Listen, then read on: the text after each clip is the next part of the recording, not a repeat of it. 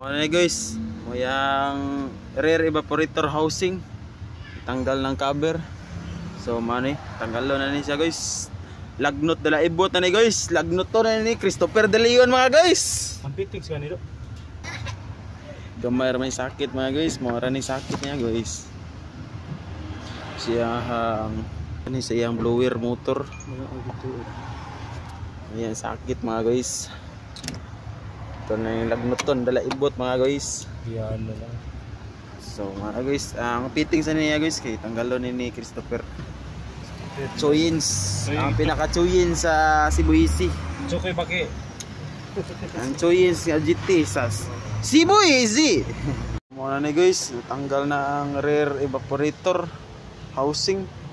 So mga ni kaimtang guys, tanawon pa ning evaporator guys o limpyo ra ba ni hugaw or nabay leaking.